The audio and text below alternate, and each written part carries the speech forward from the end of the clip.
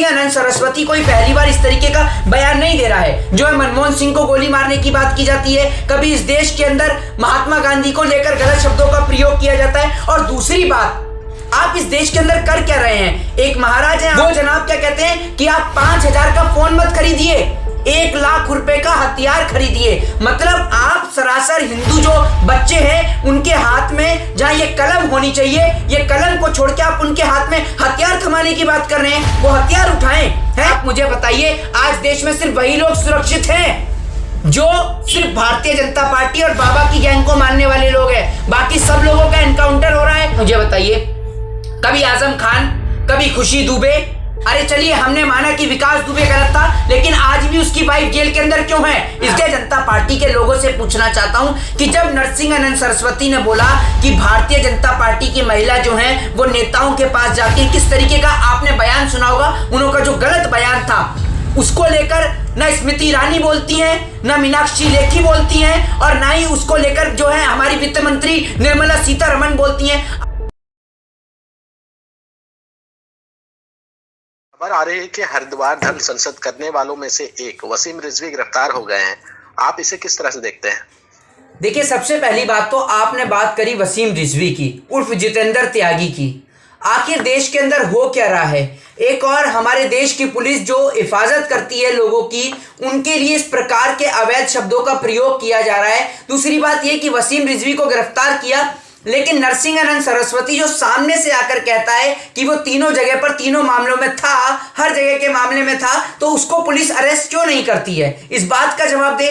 दूसरी बात, उसकी गिरफ्तारी जब की जाती है जब सुप्रीम कोर्ट से ऑर्डर आता है कि आप इसमें जवाब दीजिए, जो हरिद्वार में जो अवैध जो सांसद हुई, जिसके अंदर इस तरीके की धर्म संसद के अंदर जो इस तरीके की अवैध बातों को कहा गया, तब जाके एक्शन लिया जाता है। दूसरी बात, जिस आप नरसिंहानंद सरस्वती की बात कर रहे हैं, वो नरसिंहानंद सरस्वती कभी दिल्ली के अंदर हिंदू बहन बेटियों के लिए अवैध शब्दों का इस्तेमाल करता है, और कभी वो नरसिंहानंद सरस्वती भारतीय जनता पार्टी की महिलाओं के लिए भी अवैध शब्दों का इस्तेमाल करता है। लेकिन तब भी जो है भारतीय जनता पार्टी की जो नेत्री हैं, भारतीय जनता पार्टी की जो नेताएं हैं, वो चुप और मौन रहती हैं। आखिर ऐसा क्यों? हमारा अगला सवाल ये है कि आपको क्या लगता है, ये जो वसीम रिजवी और जितेंद्र त्यागी की गिरफ्तारी हुई है, ये प्रशासन ने खुद किया है या फिर सुप्रीम कोर्ट ने जो उत्तराखंड गवर्नमेंट से 10 दिनों के अंदर जवाब देने को लेकर के एक नोटिस जारी किया है, उसका असर है? देखिए, सुप्रीम कोर्ट ने जो 10 दिन के अंदर जो जवाब मांगा है ना, उसको लेकर बस एक ये नॉर्मल सी एक फॉर्मेलिटी पूरी की गई है। बाकी उत्तर प्रदेश के अंदर चुनाव हैं, ये लोग हिंदू और मुस्लिम की राजनीति करना चाहते हैं, इसलिए दंगे और फसाद कराए जा रहे हैं। और नरसिंहानंद सरस्वती कोई पहली बार इस तरीके का बयान नहीं दे रहा है। नरसिंहानंद सरस्वती कई बार इस प्रकार के अवैध बयान दे चुका है। कभी इस देश के अंदर जो है मनमोहन सिंह को गोली मारने की बात की जाती है, कभी इस देश के अंदर महात्मा गांधी को लेकर गलत शब्दों का प्रयोग किया जाता है। और दूसरी बात, आप इस देश के अंदर कर क्या रहे हैं? एक महाराज हैं, आपने उनका नाम सुना होगा, सागर सिंधु महाराज। वो जनाब क्या कहते हैं कि आप 5,000 का फोन मत खरीदिए, 1 लाख रुपए का हथियार खरीदिए। मतलब आप सरासर हिंदू जो बच्चे हैं उनके हाथ में जहां ये कलम होनी चाहिए, ये कलम को छोड़ के आप उनके हाथ में हथियार थमाने की बात कर रहे हैं। वो हथियार उठाएं। हैं? मतलब अगर कोई पिता अपने बेटे को पढ़ा रहा है, लिखा रहा है, तो वो इसलिए कि वो 1 लाख रुपए का हथियार खरीद के लाए। और 1 लाख रुपए का हथियार अगर आपको खरीदवाने का शौक है, तो ये हथियार नेताओं के बच्चे क्यों नहीं खरीदते? क्यों इस देश के अंदर ये गरीब जनता को लेकर ये बात कही जाती है? इस बात का जवाब दें। इस बात का जवाब क्यों नहीं देते? आप एक बात मुझे बताइए, कभी इस देश के अंदर, बिहार के अंदर जो धर्मदास महाराज हैं, वो कहते हैं मनमोहन सिंह को गोली मारो। कभी आपने देखा कि हरिद्वार के अंदर कहा जाता है कि क्रिसमस नहीं मनाया जाएगा, मुस्लिमों के पर्व नहीं मनाए जाएंगे, सिर्फ इस देश के अंदर हिंदुओं के ही त्योहार मनाए जाएंगे? आप ये मुझे बताइए कि आप कौन से हिंदुओं की बात करते हैं?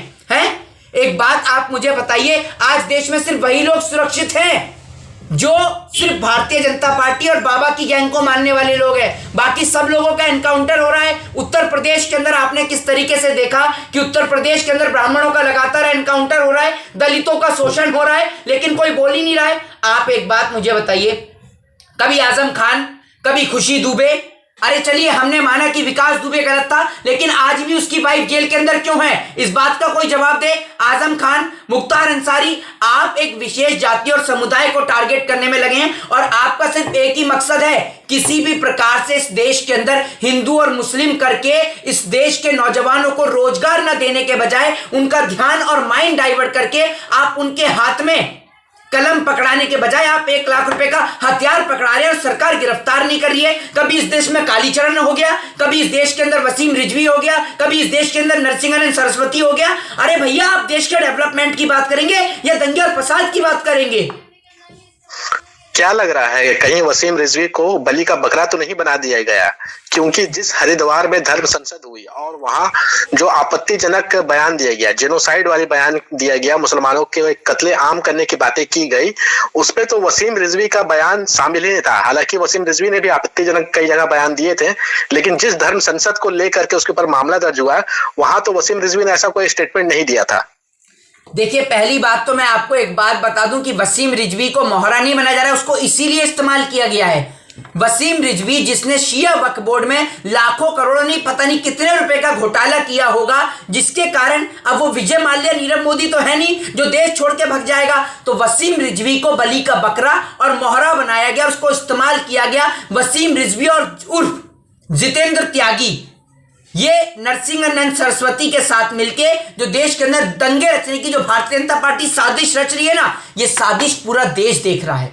आप क्या समझ रहे हैं? आप लोगों को पागल समझते हैं आप। सबसे बड़ा सवाल मैं भारतीय जनता पार्टी के लोगों से पूछना चाहता हूं कि जब नरसिंहन सरस्वती ने बोला कि भारतीय जनता पार्टी की महिला जो है वो नेताओं के पास जाती है, किस तरीके का आपने बयान सुना होगा, उनका जो गलत बयान था उसको लेकर ना स्मृति ईरानी बोलती हैं, ना मीनाक्षी लेखी बोलती हैं, और ना ही उसको लेकर जो है हमारी वित्त मंत्री निर्मला सीतारमण बोलती हैं। आप एक बात बताइए, वो महिलाओं को लेकर इस तरीके के शब्दों का इस्तेमाल कर रहा है, तो कभी हिंदुओं की माओं को लेकर दिल्ली के जंतर मंतर से अवैध प्रकार के शब्दों का इस्तेमाल किया जाता है। आप एक बात मुझे बताइए, हम देश को किस ओर लेके जा रहे हैं? हमारा देश के अंदर जो नफरत की जो खेती करी जा रही है, हमारे देश के अंदर जो नफरत की जो खेती को पाया जा रहा है, हमारे देश का युवा रोजगार मांग रहा है, तो आप उसको कहते हैं कि आप पढ़ाई की जगह, कलम की जगह आप 1 लाख का हथियार उठाइए। सरकार क्या कर रही है आप इस देश के अंदर? और आज आपको मैं एक बात बता दूं कि अगर इस देश के अंदर इसी तरीके से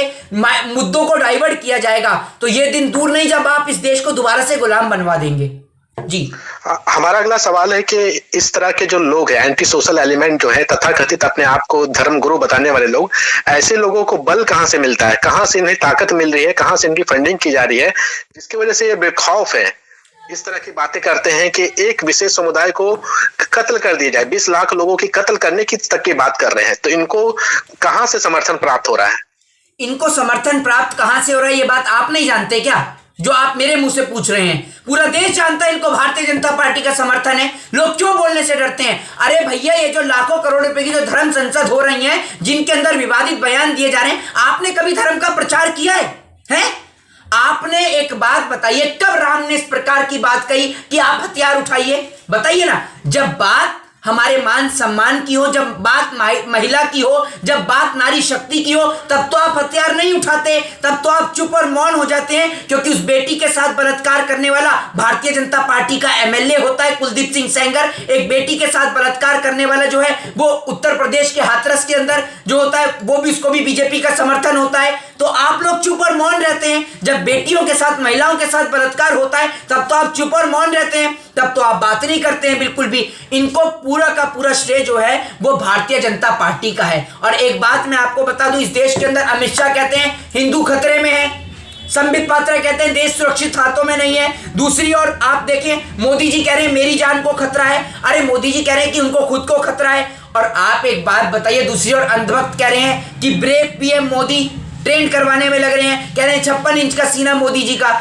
मुझे तो लग रहा है भैया कोई फिरकी ले रहा है, कोई फिरकी ले रहा है भारतीय जनता पार्टी की। और भारतीय जनता पार्टी के नेताओं की ऐसी फिरकी ली जा रही है कि फिरकी घूमते घूमते सारे नेता भी गायब होते जा रहे हैं। और उत्तर प्रदेश में आप कितने भी दंगे और फसाद कर लीजिए, वहां आपकी दाल गलने वाली नहीं है और आप उत्तर प्रदेश का चुनाव हार रहे हैं। लेकिन मैं आपके चैनल के माध्यम से आज लोगों से हाथ जोड़कर क्षमा मांगना चाहूंगा कि देश के कार्टूनों को, जी हाँ, मैं इनको कार्टूनों की श्रेणी में रखता हूं जो दंगे और फसाद की बात करते हैं। ये जो देश के कार्टून जितेंद्र त्यागी हो, चाहे नरसिंहानंद सरस्वती हो, चाहे वसीम रिजवी हो, इन कार्टूनों के लिए आज मैं बोल रहा हूं। मैं आपसे क्षमा चाहता हूं, क्योंकि मेरा मुद्दा देश के नौजवानों के लिए आवाज उठाने का है, मेरा मुद्दा इस देश के लिए आवाज उठाने का है। इन जैसे नफरती चिंटुओं के लिए मैं कभी बात नहीं करता, लेकिन आज जो नफरती चिंटू देश में नफरत का जहर घोल रहे हैं, इस नफरत के जहर से आपको और हमें अपने और अपने बच्चों को निकालना होगा। क्या लगता है आपको, क्या लगता है कि सुप्रीम कोर्ट जो है इन जैसे लोगों पर शिकंजा कसेगा? आप देखिएगा 5 से 10 दिन में ये लोग बाहर नजर आएंगे, और जैसे जैसे उत्तर प्रदेश के चुनाव की सरगर्मी बढ़ेगी, इस प्रकार के बहुत सारे ऐसे मामले हैं जो सामने आएंगे। क्योंकि भारतीय जनता पार्टी के सत्ता में आने का रास्ता जो शुरू होता है, वो रास्ता शुरू होता है धर्म की राजनीति से। वो धर्म की राजनीति जिस धर्म को ये कभी मानते नहीं है, उस राम और कृष्ण की बात करते हैं जिस राम और कृष्ण के अनुशासन, नियम और पालन का ये कार्य नहीं करते। ये राम और कृष्ण को तो मानते ही नहीं है, ये तो भैया राम और कृष्ण की धज्जियां उड़ाने में लगे हैं। उत्तर प्रदेश के मुख्यमंत्री जी जो खुद कहते हैं, इस तरीके का बयान देते हैं कि वो कंगना रनावत की फिल्में देखेंगे। जो मुख्यमंत्री चुनाव जीतने के बाद फिल्म देखने की बात करता हो, वो जनता के लिए कहां से काम करेगा? तो ये बात तो आपको और अपने बच्चों को समझानी चाहिए। वो आपके बच्चे जो आज देश के अंदर जी न्यूज को देखकर और सुदर्शन जैसे चैनलों को देख के अपने दिमाग को डाइवर्ट कर रहे हैं, क्या इस देश के नौजवानों को यह समझ में नहीं आता कि इस देश के युवाओं को रोजगार चाहिए, इस देश के युवाओं को स्कूल चाहिए, इस देश के लोगों को बेहतर शिक्षा और स्वास्थ्य चाहिए, और आप उन्हें धर्म के मामले में उलझा रहे हैं। आप उनको कह रहे हैं कि 1 लाख का हथियार लीजिए, 5,000 के फोन से क्या फायदा है? अरे आप माना रोजगार देने की आपकी औकात नहीं है। मैं मानता हूं कि भारतीय जनता पार्टी की औकात रोजगार देने की नहीं है, तो आप देश के युवाओं के हाथ में 1 लाख का हथियार क्यों उठवा रहे हैं? इस बात का जवाब दे भारतीय जनता पार्टी हमें। हमारा आखिरी सवाल है कि क्या इस गिरफ्तारी का असर जो है वो आने वाले 5 राज्यों के विधानसभा चुनावों पर पड़ेगा?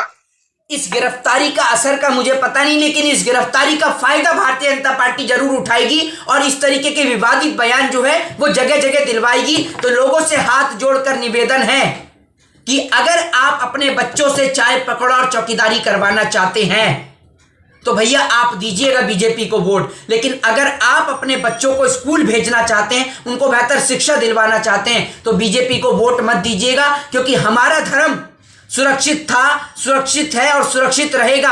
और भारत एक लोकतांत्रिक देश है, एक धर्मनिरपेक्ष देश है। इस देश में ना कभी हिंदू को खतरा था, ना मुस्लिम को खतरा था, ना ईसाई को खतरा था, ना सिख को खतरा था।